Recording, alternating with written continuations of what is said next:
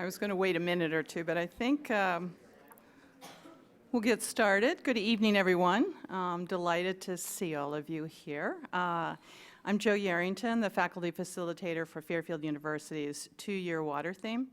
Tonight, our panelists will discuss beer, chocolate, farming, and water in the context of sustainable practices. They will explain their business processes and give us some insight into how water affects their business and, in turn, how their operations affect water. At this time, I would like to introduce the president of Fairfield University, Father Jeffrey Von Arx, Society of Jesus. Thank you.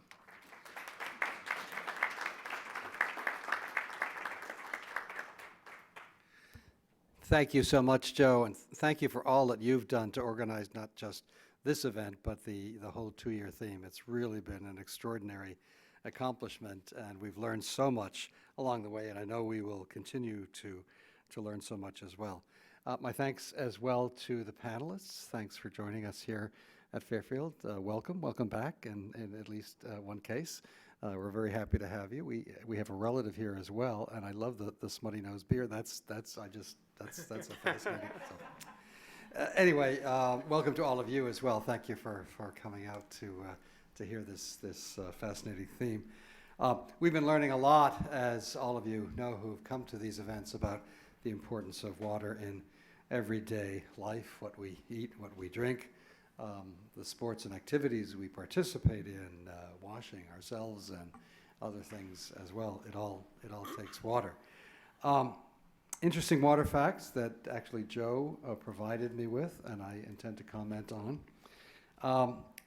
Approximately 70% of the human brain is water. And so all of the people on campus who call me an airhead are completely wrong. Just don't know. It takes approximately 34 gallons of water to make 1 pound of broccoli. I always knew that there was something wrong with broccoli. Keep these figures in your minds, because we're going to do, kind of an implication theme at a certain point. It takes approximately 18 gallons of water to make 1 pint of beer. It takes approximately 2,847 gallons of water to make a pound of chocolate. I'm glad I'm not a chocoholic. But what's the takeaway from those three figures that I just gave you?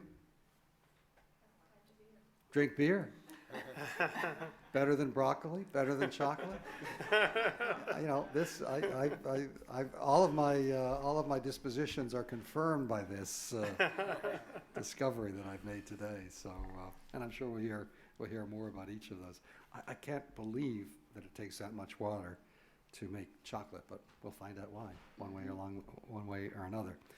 Of course, the topic of environmental and ecological responsibility is on our minds, especially at a Catholic university, especially at a Jesuit university. Some of you would be aware that Pope Francis, who was just recently here in the last couple of weeks, has written a very significant encyclical on environmental and ecological matters, responding us to our own responsibilities, personal, political, cultural, corporate, societal responsibilities regarding ecology, pollution, sustainability, water issues, of course, all affecting and implicating the quality of human life. So the university's water theme is very much a timely focus and has been since we started this particular program. So I want to end by apologizing for the fact that I'm off to another event. That's what college presidents do. But also to thank you all once again for attending this event and to encourage you to attend other events in this series, which I know Jo will be talking about. So thank you all. God bless. Have a wonderful session.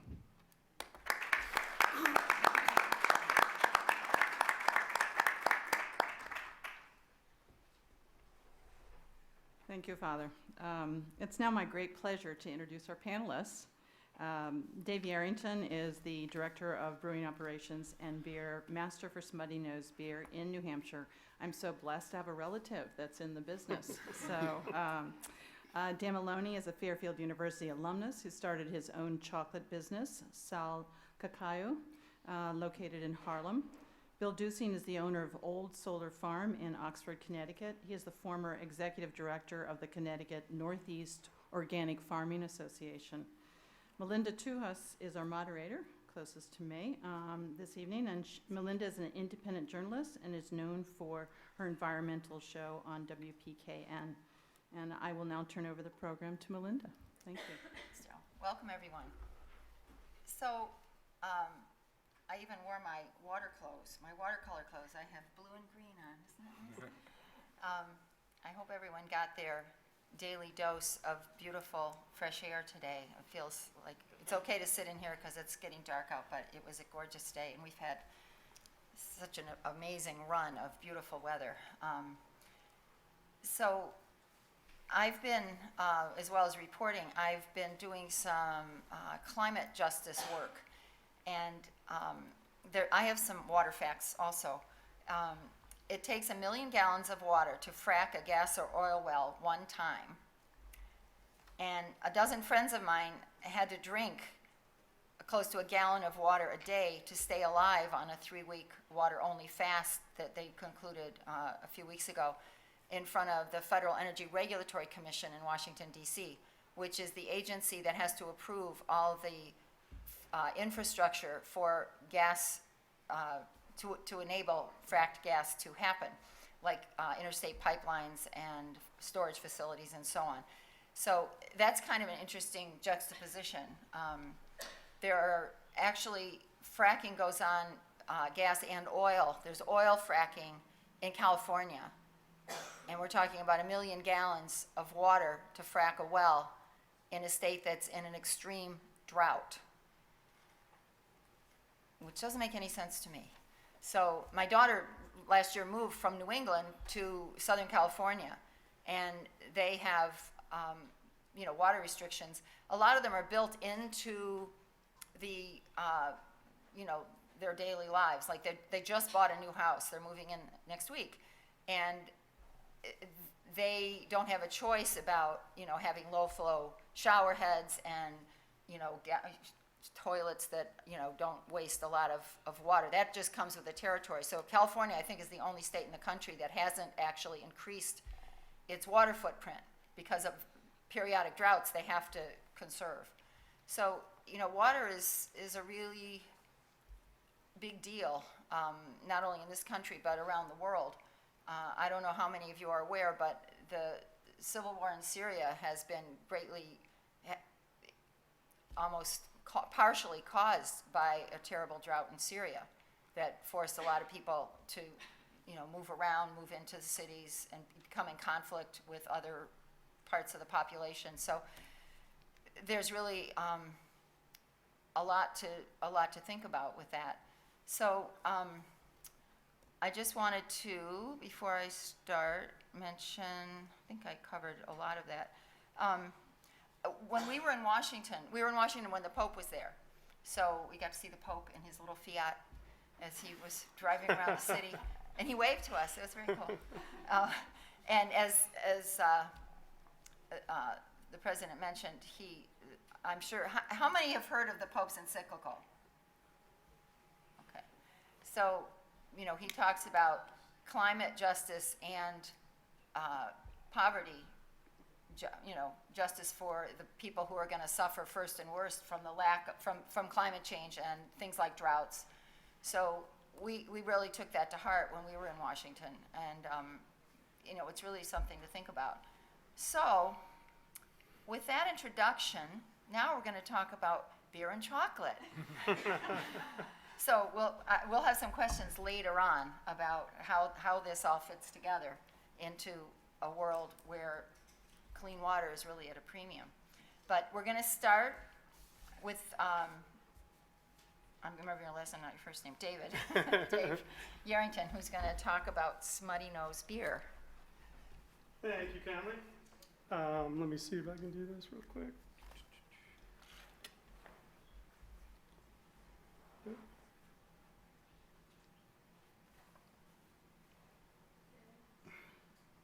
And the slideshow, I guess.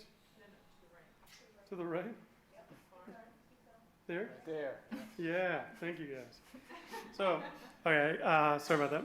So my name is Dave Yarrington. I'm the master brewer at Smuttynose Brewing Company. We're out of Hampton, New Hampshire.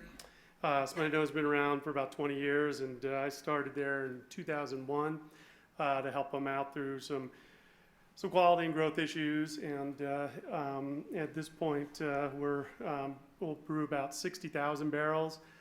Which makes us a fairly good regional brewery, but certainly a very small brewery in context of the larger brewing world.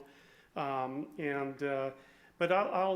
most people have tried beer, hopefully legally, but I always find people don't quite get how it's made or what we do as brewers. So I'll go through, hopefully 10 minutes, I'll show you guys how to brew beer and kind of go through a little bit of the history of it. So brewers look like this these days. Unfortunately, we all have beards at this point. But back in the day, this would have been us. So, I'm talking about a tradition that is thousands of years old. Some say the second oldest profession. And but for years, this would really have been a brewer. Most brewers for millennia were women, and it would have been part of sort of the culinary traditions of most cultures. And of course, as you get into the Middle Ages, there is, here we're at a Jesuit school, so there was a monastic tradition of brewing, and there's still some great Trappist beers out there in the world. So this guy would have been the middle-age hipster. As we moved into the industrial age, beer became obviously a big industrial product. This is the Wadworth Brewery. Actually brewed a beer with these guys a few years ago. This is in Devizes, England. And so when you're talking about water quality, of course, by the time you got to sort of the Middle Ages and on, drinking water was suspect. And so a lot of times, wine and beer were drank, and ciders were drank specifically as a source of potable water. It was a way of getting liquid in. And whether they knew the reasons for it or not, people for ages drank beer specifically as their drinking water. So, it's a good sort of lesson that, once we get to a point where our water's not clean, we may have to go back to calling on us brewers. Of course, now this is what a modern brewery looks like. This is the brewery I work at. We finished building this about a year and a half ago. And this is a gold level LEED certified brewery, one of the few in the world. And we put a lot of time and thought and money, honestly, into the level of sustainability that we wanted to show the world and be part of. And we had still strive to get better. Certainly sustainability is not a goal, but sort of more of a lens you look through. So we always try to get better, but this is a very modern brewery at this point. So this is my brew house, and this is where the beginning of the process starts for me as a brewer. But another shot of the brewery here, one of our brewers. But what I'm trying to do as a brewer is I'm looking for fermentable sugars. So I need to start with or let me back up. If I was a winemaker, that fermentable sugar would be in the grapes themselves. As a brewer, I really start with a starch source and convert that into fermentable sugars, add yeast. The yeast will consume those sugars and create ethanol, carbon dioxide, and then some other flavor components. But that starch source is here. This is a field of barley. Barley itself is a cereal grain. It's got a good source of starch. The beauty of it, though, is if you start the germination process on this, enzymes will be released that will convert the starches into fermentable sugars. The plant wants to do that because this is the seed of the plant, and it's using those smaller sugars as an energy source. As a brewer, I want to harvest those in my process to then be able to turn a starch into this fermentable sugar source. That process of germination and then later kilning of that grain is called malting, and it creates this product, which is malted barley. So that's the beginning of my process. Again, this is a very quick overview here, sorry about that. But And so that grain will be crushed up in a mill and then added with water. And this is called a mash tun. So that mixture of grain and water is called a mash. This is at the Cantillon Brewery in Brussels. This is a very old mash tun. That hot water will basically reactivate those enzymes. They'll be in an aqueous solution with the grain, and it'll convert starches into these fermentable sugars that I can then extract from the grain, so separate out the insoluble material and end up with this liquid that would go into a boil kettle. So this is from the Wadsworth Brewery. This is a 3,000-gallon open copper kettle. It's one of the last in the world. This liquid that I've extracted is called wort, and it's has all the sugars I'm looking for, color from the grain. It has some nutrients that the yeast will want later on. But the next thing I'll add into the boil, and you can kind of see it at the bottom of the screen here if it's clear enough, these green cones there are hops.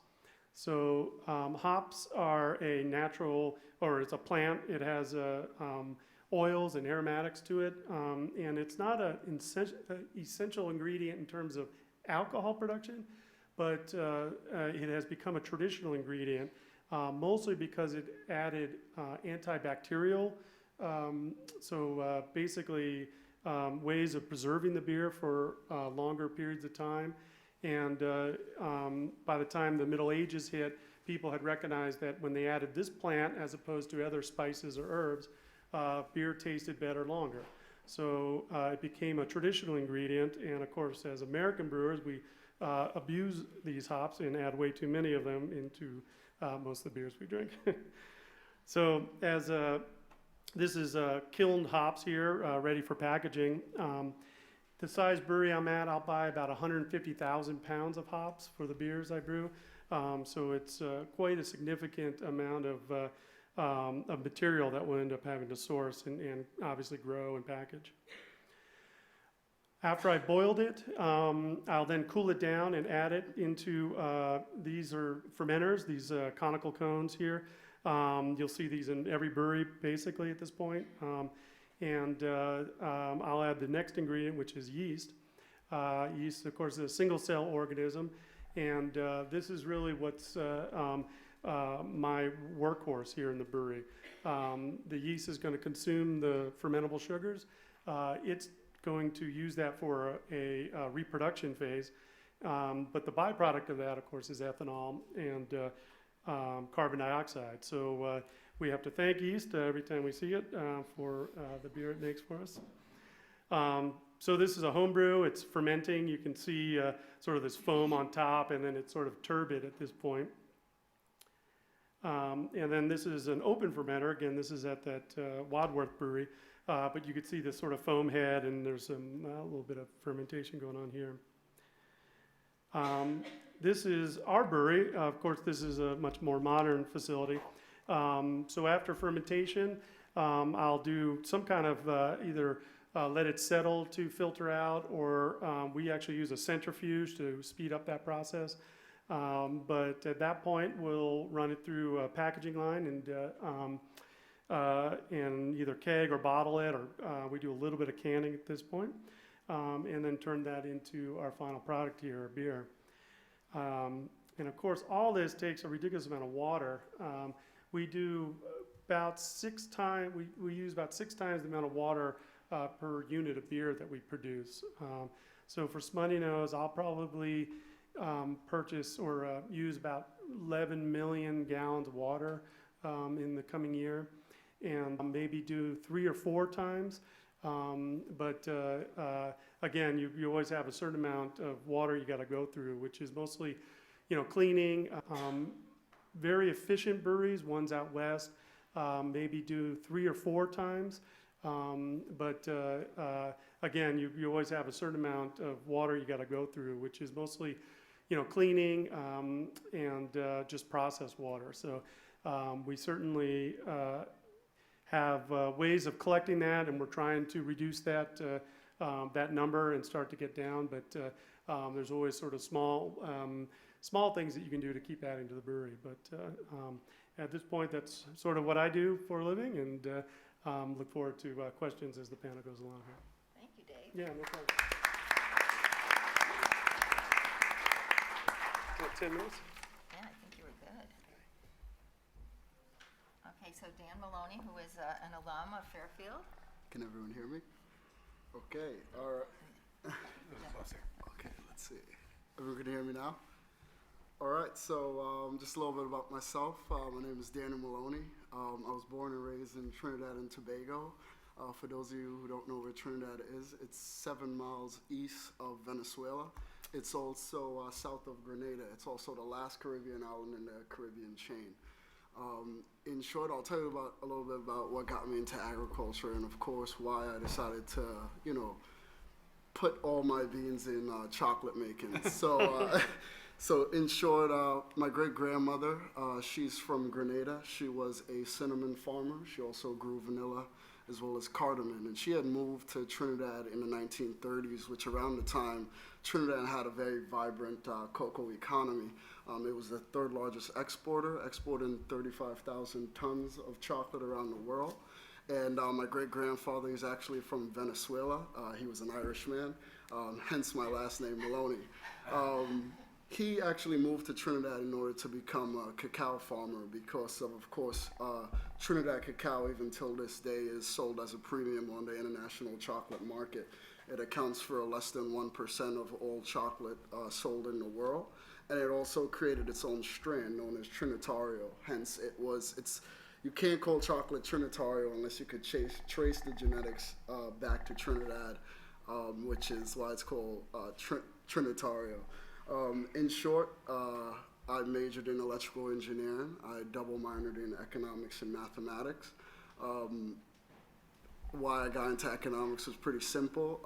As I took my first economics course, I wanted to realize what was the cost of things and why, someone would spend money on, let's say, bottled water when you could simply get it from tap, or for example, why would you spend more money on a luxury brand versus, a simple brand?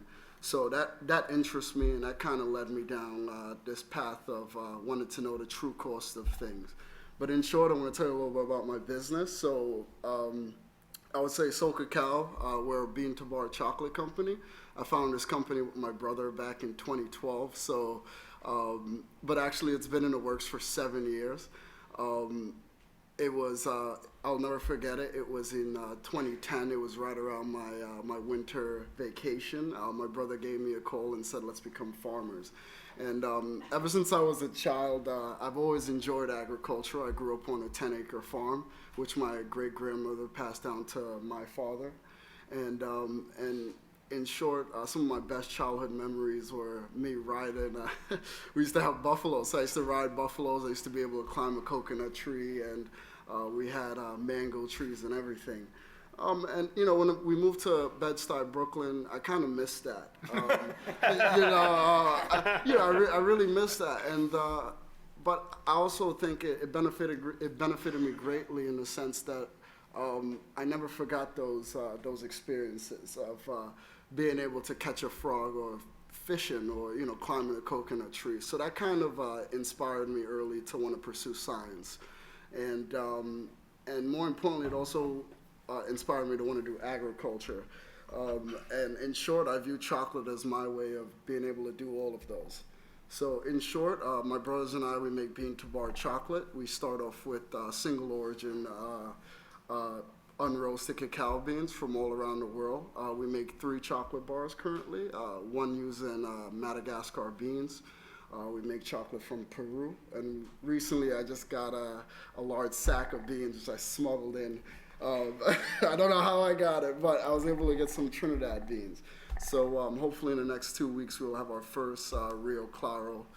Never been done before, so this is the first ever this chocolate will be sold on the market, and I'm very excited about that. But so what does this have to do with water, of course? As I started learning about chocolate and also how chocolate is grown, I started realizing that chocolate is more than just a treat or a dessert. It also protects the environment. What people don't understand is that whenever you grow a cacao plant, the value of the land skyrockets, which therefore, if you look at deforestation, it wouldn't be allowed to happen. Also, cacao is the only plant, Theobroma cacao, which is the real term for it, is the only plant which actually, any plant that grows around it also benefits greatly.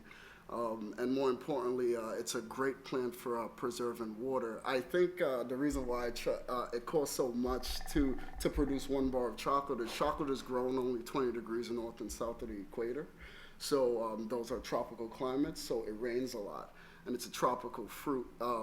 Chocolate is a fruit, not a vegetable or anything, so just clear that out the way. And I think that's why it costs so much to produce chocolate. But on the broader theme of thing, I just wanted to talk about water scarcity, which is a passion of mine. The more I dive into this idea of wanting to become a farmer myself, the more I start to realize the challenges we face, not only our generation, but also the generations to come. So I just wanted to define the framework for what water security is, right? So water security is defined as the capacity of a population to safeguard sustainable access to adequate and quantities of water. In short, this supports the livelihood. It also affects humans' well-being. It also assists in social economic development. More importantly, protecting our water supply also protects us from waterborne diseases. And also, it not only preserves ecosystem, but it also creates political stability. As we remembered in 2008, the political unrest which occurred in Africa as a result of food insecurity. This was due to water shortages, which meant Africans couldn't grow food. Therefore, it was complete unrest on a global level because the government couldn't provide the needs to feed the people. More importantly, our freshwater resources, how are they allocated? Of all global water supply, only 2.5% of our water is actually fresh, which means it's potable water, which means it's drinkable water. More importantly, to break down that is 0.3% of that water is in freshwater, freshwater lakes and rivers. 30% is in groundwater, and the other 70% is still trapped in the ice. Some fun facts, not fun at all. 1 in every 6 people actually they don't have access to adequate water or safe water, which equates to 783 million people. Globally, our annual breakdown for how water is used annually, 70% of all water goes into producing food to feed us. 20% goes into other sectors, such as the energy sector. What people don't realize is the way we produce energy today is we rely heavily on water. We use it's called a combined cycle. This is something I learned at my internship with Con Edison, which is we require water to produce steam to turn turbines. These turbines then in fact create electricity, which leaves from a generator substation, which then comes to us. In short, there are certain relationships between water and food, as well as water and energy. I'm just going to list them off really quickly. Water is needed to grow food, but also in growing food, it's called virtual water, and I think that's kind of what we were hitting on today about how much water was needed to produce broccoli. So whenever we grow food, it takes a certain amount of water to grow it. But more importantly, when we move that food, whether it's from Latin America, whether it's from Europe, and then it gets on our plates, we're not only moving food, we're also moving the water in that location. So part of the reason why all across the world there's a lot of water scarcity problems is the fact that we're removing water from local watersheds in order to meet simply a demand we just can't supply. So in short, water for energy, water is needed to generate energy, and energy is needed to supply water, right? So there's a trade-off there. And in short, energy is needed to produce food, and now we're seeing now we're also seeing that food is being used to produce water. Food is being used to produce energy in the form of biofuels. So in short, I just want to say that part of the reason why I decided to make chocolate, I hope to, speak to you a little bit about it more later, was that I believe that agriculture not only protects the environment, but it also traps water in the soil and replenish our aquifers.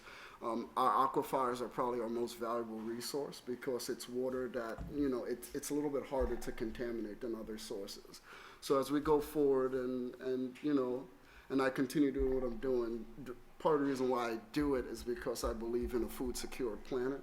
And I do believe going forward, if we hope to feed our future generation as well as the generations to come, we need to be a little bit more conscious on how we allocate our water resources.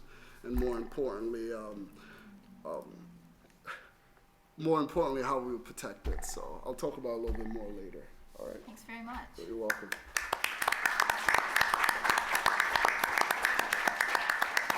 I think that's like a real smooth transition. Oh, it is. I mean, this is just such a wonderful, rich experience, starting with the reference to the Pope's encyclical, which if you haven't paid attention to it, you ought to. It's one of the most brilliant documents in the last 10 or 20 years or maybe more, and it really gets at the holistic way we need to solve or address and solve our problems if there's going to be a planet for you folks to live on, especially you folks who are younger than some of us. I just noticed I'm the same age as this university, so it seems nice to be here. And it really is about holistic thinking, which is the basis of organic agriculture, which is what most of my work has been in. Chocolate and beer are really wonderful. I've enjoyed plenty of all of them, but food is really something we can't do without. Good beer is good food, and good chocolate's good food, but we need other stuff, and that has to come from the earth. And our food is our most important connection with this planet. It's also our most important energy source. Our ancestors got around for 100,000 years without electricity, without fossil fuels, and we may need to do that again. I got into this work through a sort of circuitous way. I went to school up in New Haven. I graduated a degree in fine arts. I got involved in some environmental art, working with a group of people named Pulsa.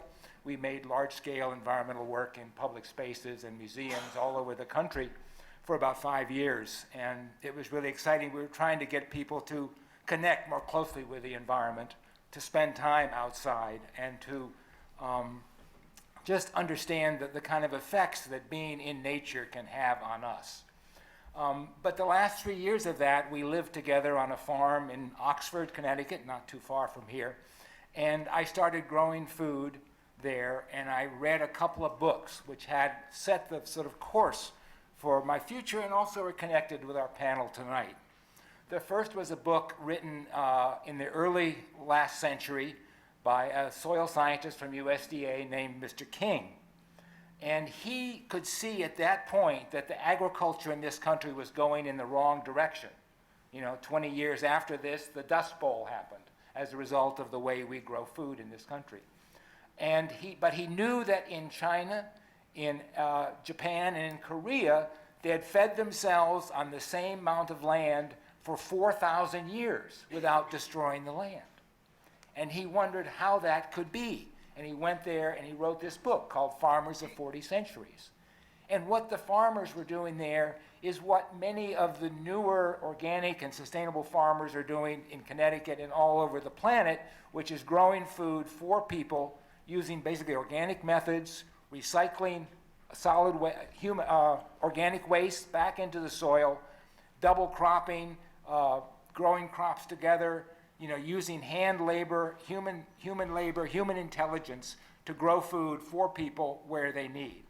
And that was really inspiring, that idea of the 4,000 years. And because we could see this was in the late 60s, early 70s, that we knew enough about pesticides that we were doing some bad stuff with agriculture here.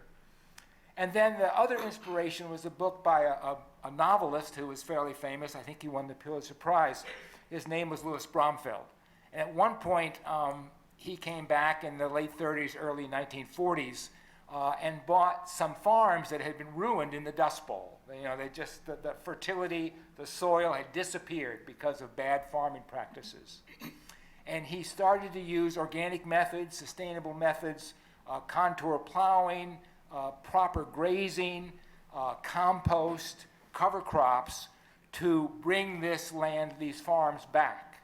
And one of the wonderful descriptions he has in this book with his novelist flair of writing is the description of these springs which had been dried up on these farms for years or decades, and they started to run again.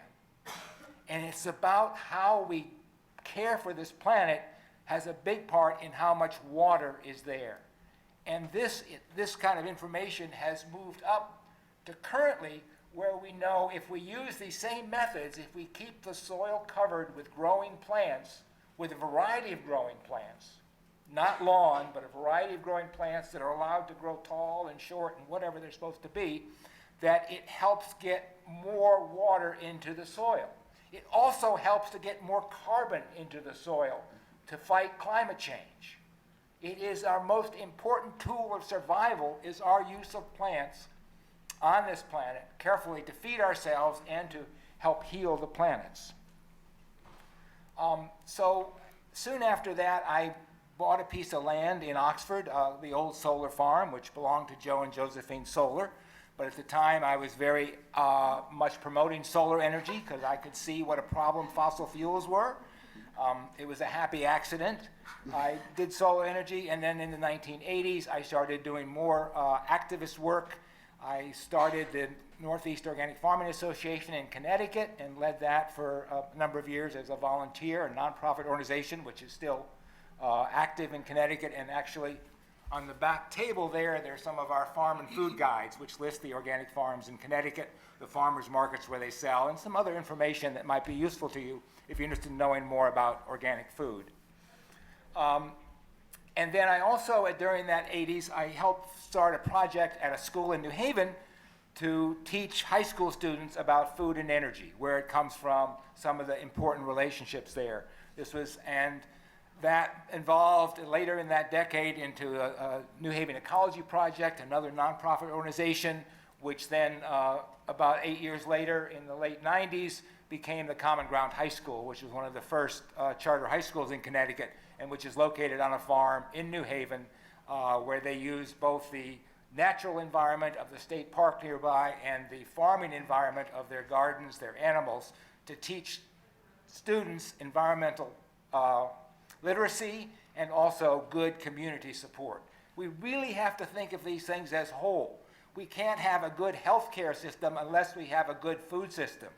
We have a food system now that's basically focused on making people sick because they're looking for money. But that's another thing. But read Pope Francis. He'll tell you about that. He'll tell you about GMOs, too. He's really good. So anyway, we know that if we manage the planet right, the water will go back into the soil. We look at what's happening with water where our food is grown now, because most of our food comes from very far away. We need to understand that food is basically made 96, 98%, whether it's chocolate or beer or root vegetables, which I brought today. It's made out of stuff that's in air and water, that's everywhere on the planet, air and water. And just a little bit is the minerals that are in the soil. So that if we're moving food from China, which we are, most of the garlic you buy in the store here comes from China, we're moving water from China to here. And we're using fossil fuels to do that, and the fossil fuels are cooking the planet. So it doesn't make any sense. Garlic goes wonderfully here. You know, we need to have fewer lawns and more gardens. And we need to understand that one of the most important ways that we could get our food is really locally on a small scale. The United Nations has said that the kind of farming that I imagine your ancestors did in Trinidad is the way that 70% of the people in the world get their food on about much smaller portion of the land than the rest of the world uses in industrial agriculture. That sort of biodiverse, the thing that they were doing in China and Japan and Korea 100 years ago and 1,000 years ago. It works and it's sustainable. So we're moving this food with fossil fuels, but look at where food is grown. In California, there's a drought. Much of our agriculture has been concentrated there, and there's a big problem there. And many of the big problems, like the almonds, which use so much water, those are basically investment projects. They're sold as investment opportunities here because you can take certain tax deductions in your taxes for planting almonds in California, and if you lose money, you take that off your taxes too. It's a financial scheme and not an ecological scheme, which is what we need.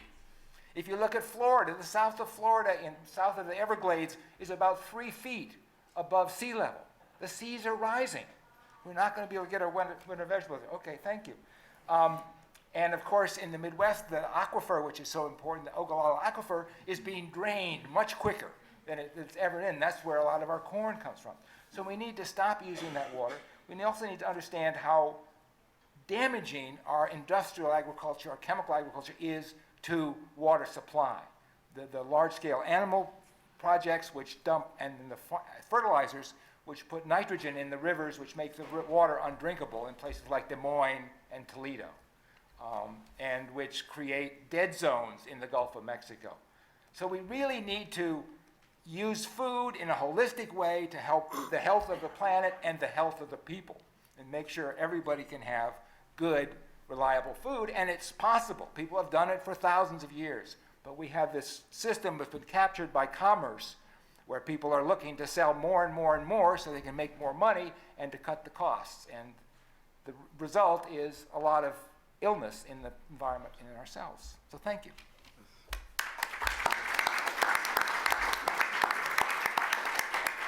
Thanks to all of our panelists. We're going to be having a conversation up here. I'm going to be asking you guys a few questions, and then we're going to open up to the audience. So hang in there. One thing I'm interested in, especially for you two, can you be more specific about where the water comes from for the products, the beer and the chocolate? Where does it come from? And are you able to take it right from, wherever the source and use it? Do you have to do something to purify it? Just speak to that a little bit. You want to start and then? Yeah, sure.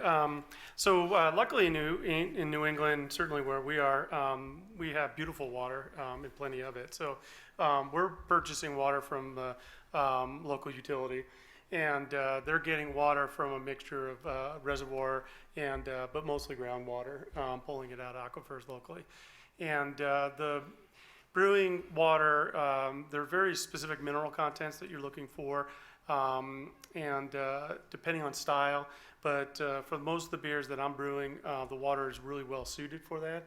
So really the only thing we do with it is run it through a charcoal filter, and then at that point it makes beautiful beer. So again, the point historically with something like beer is you do boil it. So in terms of potable water, I mean, you can make beer with a large variety of different types of water sources, but luckily for us, we're able to get really nice water from just the town utilities. And I should say that if anybody else on the panel wants to chime in at any point, that's fine. So Dan, when you were saying that you think the reason that chocolate has such a big water footprint is because it's grown in the tropics. But in terms of actually processing your product, where does the water come from and how much water do you need? So that's one interesting fact about chocolate. Chocolate is one of the few foods that could go from a solid to a liquid. So chocolate liqueur is just grounded nibs. It's nibs. Nibs are, when you break a cacao bean, you see little, it's hard to explain. You need a visual. But in short, once you grind cacao nibs, it turns into chocolate liqueur, which in respects is 100% cacao or 100% chocolate. The only other ingredient we add is sugar. So when you hear a 70% bar, that's 70% cacao by weight and 30% sugar. That's it. So the only water which is used is the growing process, which it comes from the environment. So I'll tell you one thing. The farmers that we tend to work with, we only work with farmers who produce organically USDA approved, cacao. So they tend to use the best practices out there. They intercrop the cacao plant with banana plants for shading, which also helps retain more water, which ultimately goes back into the soil. So, which kind of shocked me. But I think when when you increase the scale of it, when you look at Hershey, not to take a jab at Hershey or Cadbury, they only use 10% chocolate. The rest, the 90% is either milk, sugar, and you can see how that could contribute to that the virtual water footprint. But in short, when it comes to making chocolate, there's no water needed to produce a chocolate bar. All right, A so- dark chocolate bar, right? not a, Right. yeah. That's the The only best kind you should kind, eat, right? The Yeah. best kind. So, Bill, do you want to say anything? I know in California, 70% of the water that's used in California is used in agriculture, and I've been reading, because my daughter's there, I've been even more interested in what goes on in California, and, just horror stories about, communities that have no water, like the tap is dry, and also about how much the land is sinking, because they're drawing the water out of these aquifers, and the land is sinking at a tremendous, a really incredible rate. So, in terms of the local agriculture, that you practice, we are blessed, like you said, in New England with pretty much a lot of water. Could you do the kind of agriculture you do, say, could you do it in Nevada? I probably not, but there are some really efficient irrigation schemes. I use drip irrigation. I figured I may have used it for 20 days this summer on some of my crops. Many of them don't need it, but especially when you're putting out seedlings, it's helpful to have that. And I'm fortunate to have a well, which I am nowhere near the capacity of yet in using that. But, I don't want to use more than I need, but sometimes it's useful, especially establishing young plants. But, you think about lettuce, that most of that, or a lot of that is grown in the desert in California.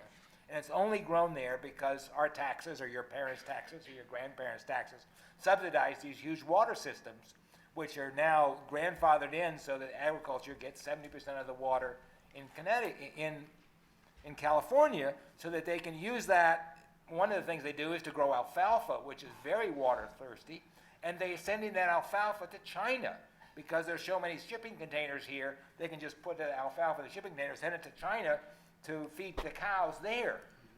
Where is the sense in that? We need to look at the whole picture. We have this planet, and it's the only one we've got, and we've got to take care of it like it matters, and not like we just keep pumping the water out of the ground and putting it up there, because that not only depletes the aquifer, it makes salts on the ground, so you can't grow food there anymore. I'm wondering, at what point could there be, probably not in this current political situation in which we find ourselves, but at some point, I know about alfalfa too. If something is grown, can anybody choose to grow anything they want? Even with these tremendous impacts on the planet, it seems like maybe there could be, some kind of regulations that, you only get so much water, and if you don't have enough to grow alfalfa, then maybe you wouldn't grow alfalfa. Well, some of that is happening in California. They're ripping up some almond orchards because they're very water thirsty. But, there are a lot of these old agreements and registrations, and you're entitled to this much water, and, they'd like to be a free country and say we have some capacity to do whatever we want. And then there's also infrastructure issues. Only certain places you can probably grow alfalfa and have the right kind of tools to harvest it, and the irrigation, this equipment needed to grow it. There's certainly breweries in California that have water moratoriums. So they've been given, this is how many gallons you can use per year. It's mostly depending on, what water district or town they're in. I have friends who brew out there that their capacity is capped at this point. So that would impact their bottom line, I guess. Huh? Well, sure, yeah, and then you're starting to see them build capacity by moving east, and you're seeing breweries on the East Coast that had started on the West, and they, instead of expanding locally, they built a second facility somewhere where there's more water. Oh, wow. Part of a larger reason, but that's one of them. Should we all be able to drink beer from wherever in the world we want? Well, that's a great question. Certainly bottled beer, it's really hard to ship, and it's not the easiest thing to move around, but we do. We drink a lot of imported beers, and and we ship beer to California. We're guilty as anyone, and that's a great question. Yeah, and it just you know, in my lifetime in New Haven and probably Bridgeport and all these other towns, there were breweries, and they put beer in bottles that were refillable. And when you were done, you took it back. So you don't have to use the energy that's required to make a new glass bottle every time you want one glass of beer. And there's some of these big kind of changes we need to think about, you know, that maybe we don't need to throw away a container every time we drink, you know, 12 ounces of liquid. And that ties in with the energy needs and all these other things too.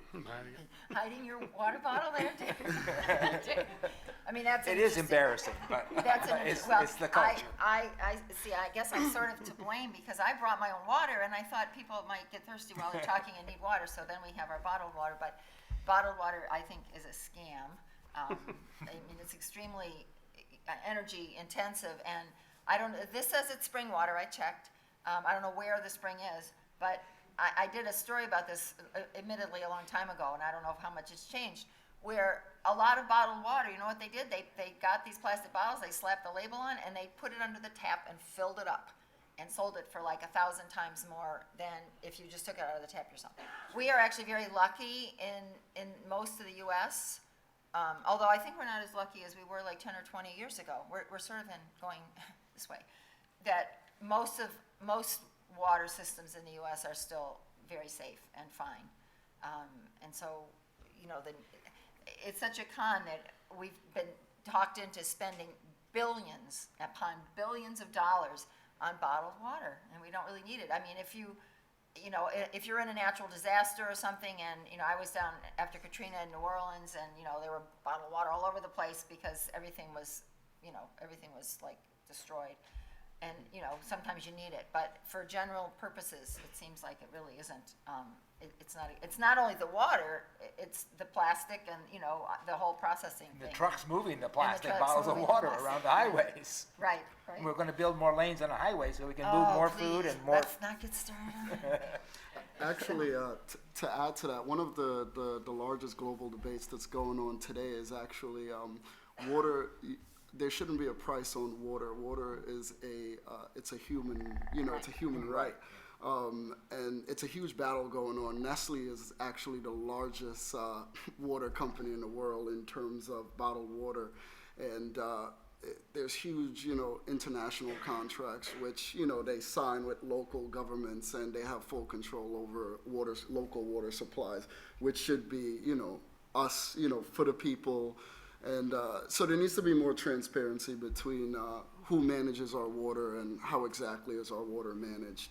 And I think going forward, especially 2030 being one of the main key, you know, pivotal dates coming, because it's going to be 9 billion people on the planet. And currently, I'll throw out another fact, 860 million people currently go to bed hungry.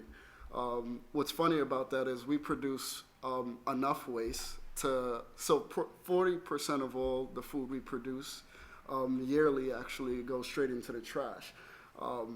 That same 40% could feed that 860 million 4 times over. So this kind of brings up the notion we need to not waste what we produce, because in wasting food, we're also wasting water. So we need to pay attention to that. And also to bottled water, there needs to be, of course, more transparency and, you know, is it really worth it?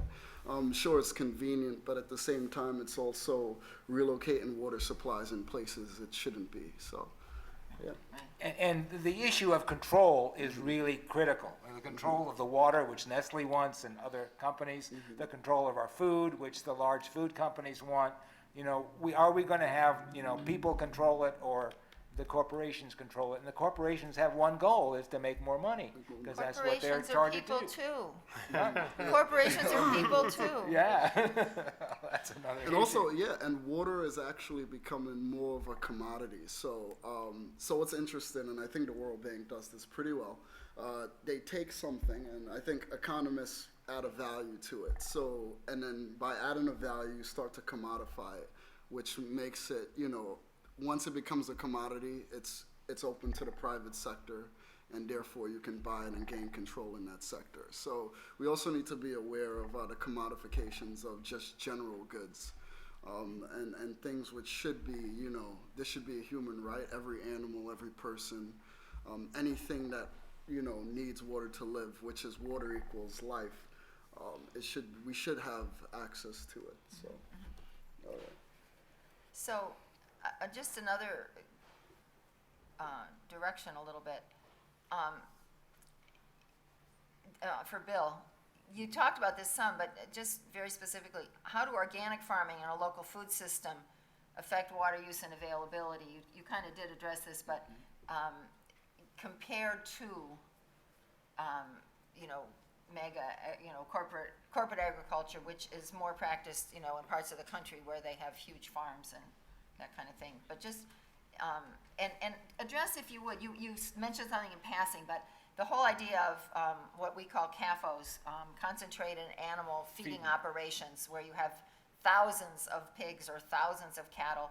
And in North Carolina, several years ago, 15 years ago maybe, they have so many pigs, and there was, I think it was a hurricane, some huge storm came in, and it just ended up, they would keep this, the waste in these like lagoons and not. Which is also moved with water. Yeah, exactly. And then this storm came in and just like washed everything away, and everything's like out there floating around and just horrendous. But in terms of cattle or other animals too, it takes so much more water to make a pound of meat as opposed to a pound of vegetables. So just, you can talk a little bit about that. All right, well, let me, just the meat. One of the interesting things about this new research about storing carbon in the soil is that if you graze animals properly, beef, goats, sheep, you can actually build the soil carbon, build the soil's capacity to absorb water, and raise much healthier meat than you can in one of these operations where the cattle are all in a feedlot together, 100,000 of them, eating corn, which cows aren't supposed to eat. They're supposed to eat grass. But it has to do with human intention and design. If you have a field like this and you let the cattle out of it, they'll eat it all and it'll go to mud and the water will run off. If you break it off into different patterns and you move the cows around, let the grass grow, the cows eat it down, they move to another, that grass grows back. They also grow roots. It sends carbon down into the soil. It opens channels in the soil where the water can go in, and it makes everything better. We probably can't raise as much meat as we eat in this country that way, but we can eat certainly enough meat to provide people with the protein they need, especially with other sources of protein which are out there. Vegetable sources of protein. Oh, yeah, I wanted to add to that. So it was about organic farming. Can you repeat the question? No, yeah, I was just asking Bill about, to compare water use for local organic farming versus, the mega farms that, are. Yeah. Well, some of that's the transport. Some of it's the scale and the way you're working on it and the kind of diversity you have where you can move between different crops and just grow what you want. And the other thing that's key in organic is because you're not using chemicals, not using pesticides, you're increasing the biodiversity of the soil ecosystem. Mm-hmm. Soil is a living organism. It has 6 billion living things in just a handful. And many of those living things are the same things that live in our intestines. We're related to the soil. And as you use organic methods, building up soil organic matter, not using these toxins, you build up that soil which stores carbon and accepts water better. And in fact, many of the state panels I've been on looking at agriculture and climate change, one of the most important things farmers can do is to add organic matter to the soil, to till it less, to keep it open more, less, and always have plants on it to combat the effects of climate change. Yeah, I also feel like organic farming is, it's really the power of the people.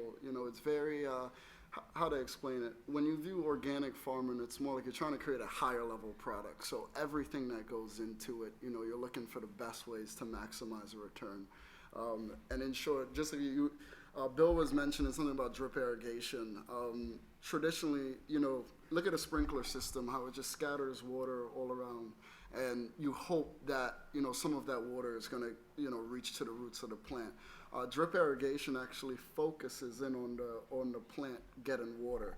so there's minimum, water wastage. So you're not only making sure that the plant gets fully, watered, but you're also making sure that, your water isn't wasted as well. So I think organic farming in a whole, you have the power to be able to focus on these things. And I think that's why, why we work with organic farmers ourselves, is because, we're trying to create a product that's healthy. It's 70%, it's natural, and it has a lot of antioxidants.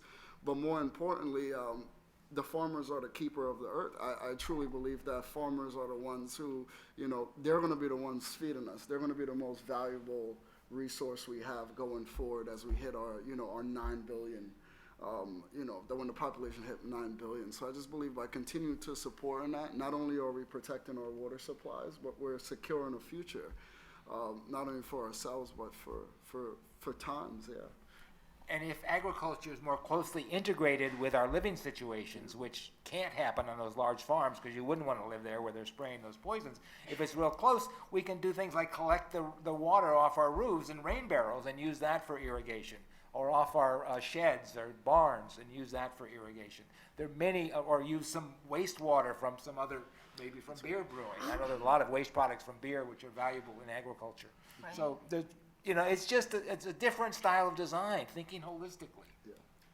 So I'm going to open it up to the audience now. If you have questions or comments for any of our panelists, and we'll see, I have maybe one or two more questions if we have time. Is there anybody, and we have to carry the mic around. So does anybody have any questions or comments for any of our panelists? Yes. Good. It's fascinating, as we were putting this panel together, to realize the interrelationship of everything that everyone does on this panel. I think we knew it, but it's really interesting to hear about it.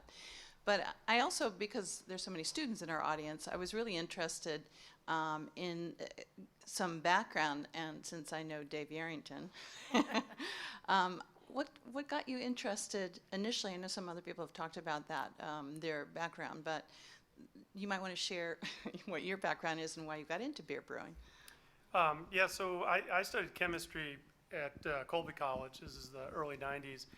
And spent one summer working in a commercial chem lab, which was not particularly what I was planning on doing.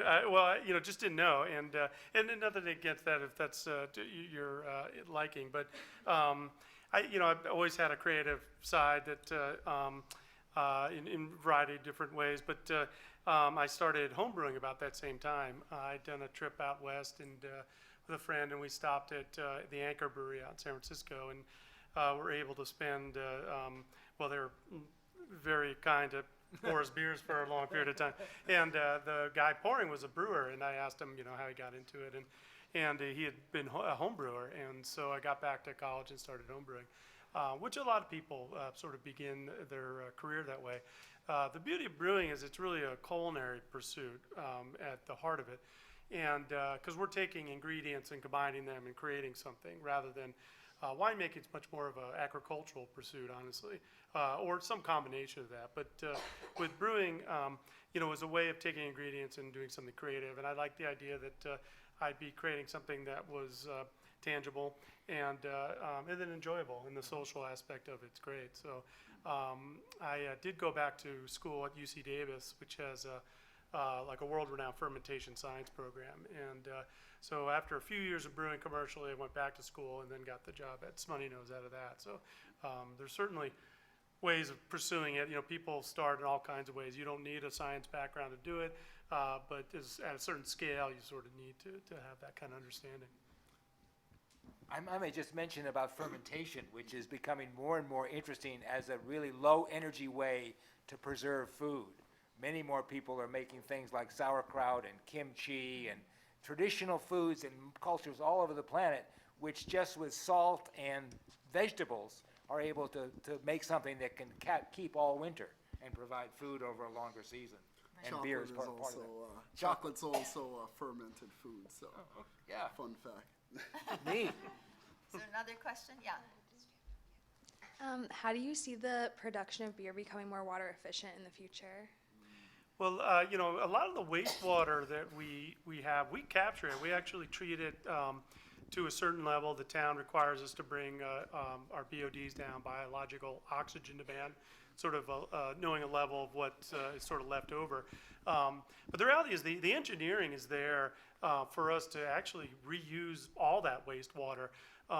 You know, it wouldn't be too difficult to set that kind of system up, and for us to you know, actually, you know, we do separate the sanitary waste from our processed waste, but that's not, you know, it sounds weird, and that's sort of where, you know, the water is just so cheap that the economics don't really require us to invest in that kind of equipment. But, you know, we have on site, it's not operational yet, but we're putting an anaerobic digester on site, so we'll be creating methane from our wastewater that will then we'll use in one of our boilers for the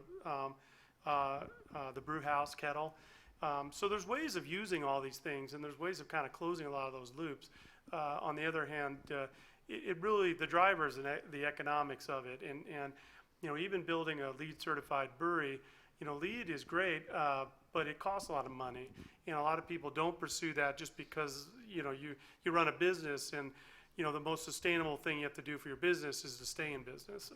So, you know, while it sounds nice, a lot of people go out of business trying to be too sustainable and forget that profit has to be first, unfortunately. And then once you start to be profitable and can keep that going, then you can start using your resources in ways that, you know, as a you know, compassionate ownership group, you can, you know, use it for things like that. But there's ways of going about that. It wouldn't really be too difficult. But even internally in the brewery, you know, we can use water timers for rinses, and instead of, you know, right now our brewers hook it up and hit, you know, turn on the water and we walk away. And, you know, we could certainly work on those kinds of things, and we are.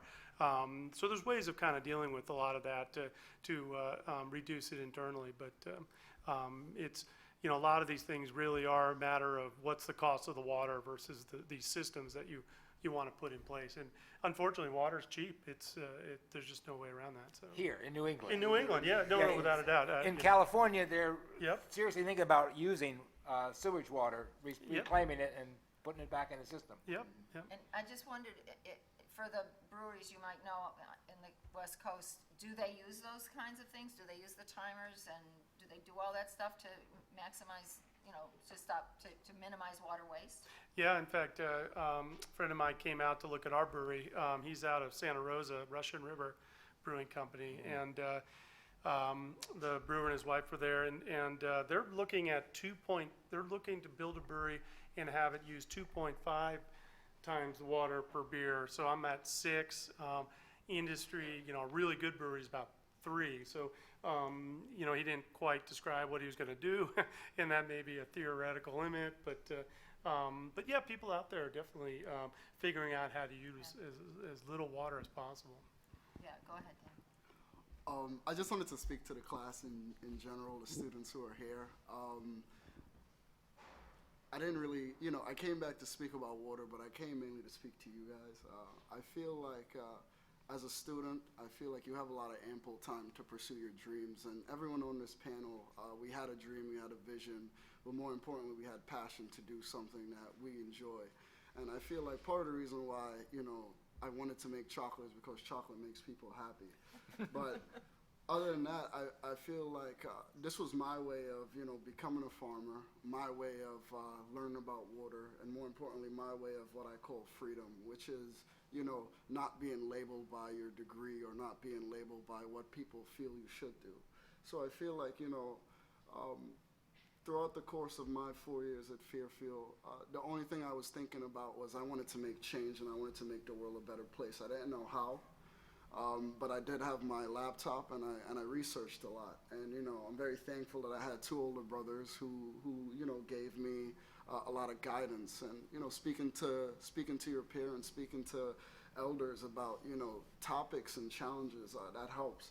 So I want to say, like, the best advice I could give you, especially, you know, going forward, is be dreamers. And also, if you have a passion and you truly believe it, don't allow your friends or your family members to just kind of step on that, really follow through. I truly believe this is the time where if you want to learn how to craft beer or make chocolate or brew your own coffee or learn how to bake bread, people see value in that. I feel like they want to support and they understand the value of it, regardless of, and it's something that you could really take with you. You have the books, right? You're gonna get once you obtain your degree, you're gonna have the basic foundation to do the research to make it become a reality. So don't throw away your education. Plan so when you graduate and you start working your 9 to 5, as soon as your foot hit the ground, you start coming up with, okay, my money will be allocated to buying this equipment so I could get from point A to point B. That's what I did. As soon as I graduated 2 years ago, I would say about 40% of my paycheck went into just accumulating, learning how to source, learning which equipment makes chocolate, and so on. So, and now it's great. People support what we do, and we're growing. So I would say, follow your passion. I don't believe anyone in here. If you truly believe in something, just go after it. And I think this is kind of the reason, one of the reasons why I came back is to share this message. And 2 years out, and I'm not the only one who's working this hard. A lot of my classmates, they're working just as hard trying to, pursuing entrepreneurial ventures now rather than later when you have more responsibilities. So, dream big, and even if you miss the stars, you'll still land on the clouds, and, and that's a lot better off than someone who never tried, So, Wow. I mean, hold on to that. All right. Well, yeah, I was gonna. Okay. Okay. That was a great way to wrap up, and we now have another question from the audience. Oh, Go ahead. this might be hopefully not too long of a question. Big agriculture would say there's no way to feed those 9 billion without big ag. Big agriculture would also say that the profit margins on farming are so thin, and we're not going to get all those small farms back because of the tiny profit. Wheat is selling now at approximately what it was selling for 35 years ago when I actually had the opportunity to drive around and harvest wheat. So how do you respond to that challenge of the caloric mismanagement, and how do we actually get these practices to work on a large, dare I say it, industrial scale, but doing it right? I Go can ahead. speak a little bit about. So one thing that the government, does very well is they subsidize these farmers, which they, overproduce. And at the end of the day, they can't sell what they produce. They can't entirely sell everything. So what happens is the government comes back in and purchase their harvest for, way below, international market prices, and then they sell it. So the problem is that, and in returns, if you look at the entire macroeconomic impacts of this, what ends up happening is the reason why corn from Mexico isn't imported and why the United States is able to sell corn. It's because of that gray weight, that overproduction that they buy back and sell to international markets. But last year, 2014, was the year of the small farmer. This was published by the FAO, the Food and Agricultural Organization. And actually, small farmers could in fact feed the entire population more efficiently than large industrial complexes. So I would say, how do we get that back? I think it needs to be greater awareness on locality and understanding that we can't have bananas in New England around fall and winter. We need to be focused more on root vegetables and figuring out how to make it work, come up with recipes to make that work. And and try to add value back into the community so they could withstand those environmental shock or climate shock. So I think it needs to be more awareness on. And by the way, this is something else. A lot of the USDA and all of these, the FDA, it's a revolving door. These people who make policies also run these large GMO organizations. So they're actually making it quite difficult to go back to the traditional way of farming. So I think it not only needs to be a change on a local level, but also on a political, financial, and more importantly on a humanitarian level on, where do we see how can we regain some of that and support, go back to a more an agrarian society where the farmer is the most important and not so much the economic profit, which is kind of where we are today. Yeah. And basically, the food system is run for the benefits of the people who feed cows and pigs and chickens, the people who make junk food, the people who make high fructose corn syrup. Their input costs are very low, a large part of it borne on the back of the farmers. I saw it from the University of Illinois, a farmer there who grows corn on 1,000 acres of some of the best farmland in the world. If he owns the land, he might make $5 an acre growing corn this year. If he doesn't own the land, he might lose $200 an acre after paying rent. It's not working for the farmers. What Dan mentioned, this supply management seems to be one of the things I hear from the large-scale people that worked for farm justice, is we need to somehow control how much we make so we don't have these large operations which really lower the cost. And those operations are more and more controlled by someone else. Most of the pigs in this country, the biggest pork producer is based in China.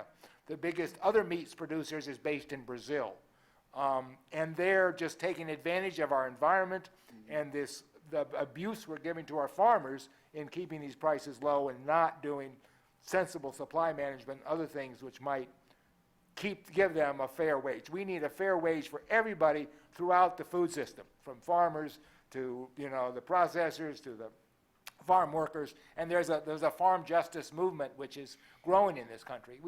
Things are going to change. They have to change. And on that note, I want to thank everyone for coming. I want to thank our panelists. It was I thought, a very interesting conversation. So thanks everyone for coming, and I think you're going to tell people What's next? what's next. I also want to thank everyone and our participants as well as those who worked behind the scenes to make this program possible. I'm going to put a little bit, before we get to the tasting, which is going to be lovely, we had an idea. We thought, rather than just hearing about food and what people do, we have a tasting up at the levee, so not too far a walk. I don't know if beer and chocolate and root vegetables all go together, but we're certainly going to give it a try. So, and I know you bought, Dave, you had 4 different kinds of Smuttynose beer, and you brought also 4 different kind of chocolates. About 5 different types of chocolate. 5 different types of chocolate, and some roasted vegetables, I think, root vegetables. So I think it's really going to be fun to do that. I'm just going to put a little bit of a plug in to a follow-up for this. Our last event, our last panel, we're inviting I think it's almost the entire advisory council for the Connecticut Water Plan Committee, who is working on a state level too, and we're one of the few right now in the United States to really look comprehensively at water and how it's going to be managed and how the economy of it and how people are going to steward it. And so I think it's a really interesting panel. It's going to be on November 16th. A lot of politicians are coming in, and so if you have a chance and you want to follow up on this, I think it's a great opportunity to do that as well. So I'm going to end. I hate to end it now, but please feel free. I'm hoping they can come up and ask you questions as we move up there. But I want to thank you, and please join us at the levee for a beer, chocolate, and farm product tasting right after we stop, which is right now. Thanks so much. I appreciate it.